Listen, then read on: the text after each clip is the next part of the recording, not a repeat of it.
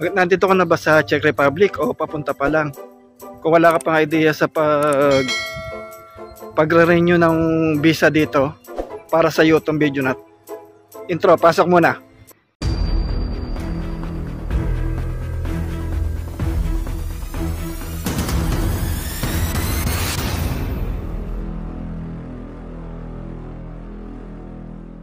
Dubriden mga master, welcome back dito sa ating YouTube channel. So matagal-tagal tayong hindi nakapag-upload, medyo busy. So today's video, i-guide ko kayo kung paano ba mag-renew ng visa dito sa Czech Republic. Tutok lang kayo dito sa ating video at i-guide ko kayo kung paano ba yung step by step kung paano kumuha ng pag-renew ng visa dito sa Czech Republic. Stay tuned.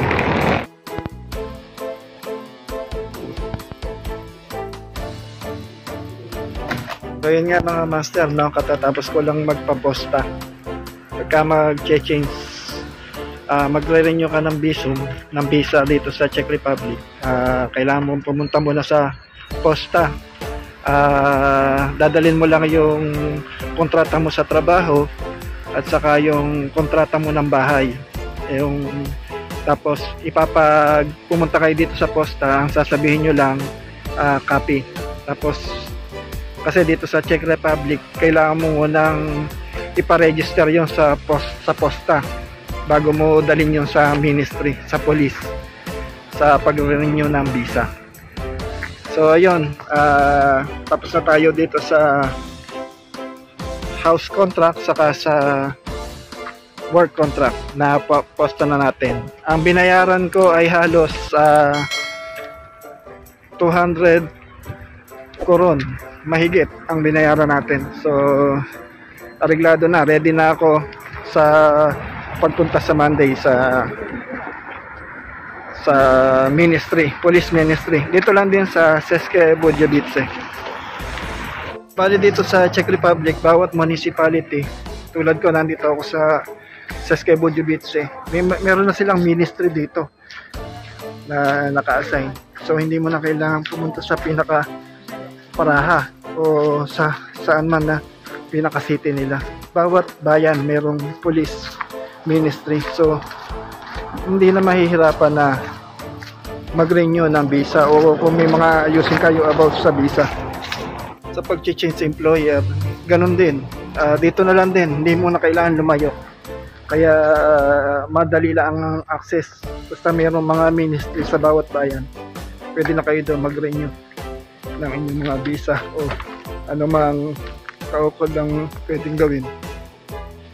So yun nga mga master, pagkatapos nyo sa posta, ipa-certified true copy nyo na siya, yung house permit, house contract, saka yung kontrata nyo sa trabaho na ipa-certified true copy nyo na, diretso na kayo dun sa loob din ng posta, dun sa tindahan nila dun, bili na kayo ng stamp. Ang halaga ng stamp ay 2,500. So ganito yung itsura niya. Ayan o. Ewan ko kung nakikita nyo. Basta ayan. So itong dalawa na to, ang isang piraso 1,000, so 2,000 na. Saka itong isa is 500 naman to. Ayan. Ayan. So nakikita nyo. Ayan. Ganyan ang itsura niya. So ididikit nyo yan doon sa form na kukunin nyo sa ministry na kulay green yun. Kulay green yung form na yun. Teka, ang nakalagay, so kulay green yung form na makukuha nyo sa ministry. So ang nakalagay sa form na yun ay ito, ganito itsura nya. Yan, sana nakikita nyo. Yan, so ganito itsura ng form na kukunin nyo. Pipil upan nyo yan. So ang nakalagay dito, naka-English naman, Czech saka naka-English. So ang nakalagay dito ay request for employee.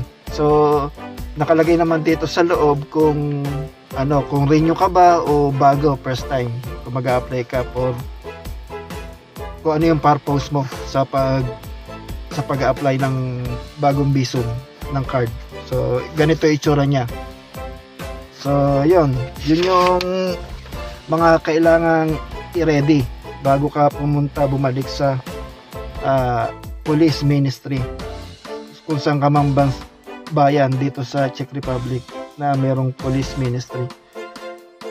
So, iyon. So, ready na lahat ng mga requirements ko. So, ready na akong pumunta sa ministry by Monday. So, iniready ko na lahat ng requirements para on Monday, pipila na ako doon, kukuha na lang ng number. At madali na. Wala nang hassle. Sa tingin ko, yun yung pinakamadaling paraan para wala nang hindi masayang yung araw. So, bago dumating yung araw ng pagre-renew ko sa ministry, iniready ko na lahat yung mga inaasikaso sa posta tulad ng ginawa ko ngayon. So, yun lang. So, itutuloy natin yung video na to sa Monday. Ngayon, weekend, Friday. So, pahinga. Galing ako ng night shift. So, pahinga. Pagka night shift, Friday, pahinga ko na. Ang balik ko na ay sa Tuesday at ginamit ko na yung leave ko nung Monday dahil dito sa Czech Republic meron ding leave na pwede mong gamitin kung in case na kailangan mo ng kailangan mong gamitin yon sa mga importanteng bagay tulad ng uwi ka ng Pinas o tulad nito yung mag-aasikaso ka ng mga papeles. So pwede mo siyang gamitin yun. So yun lang.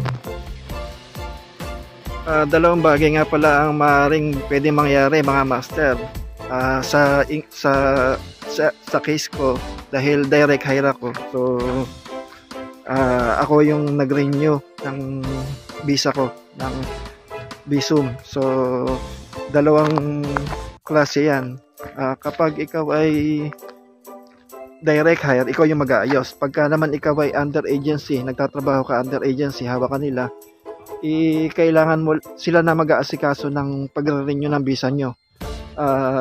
Magbabayad ka lang sa kanila ng 2,500 na cash o kaya naman i-deduct nila sa salary mo.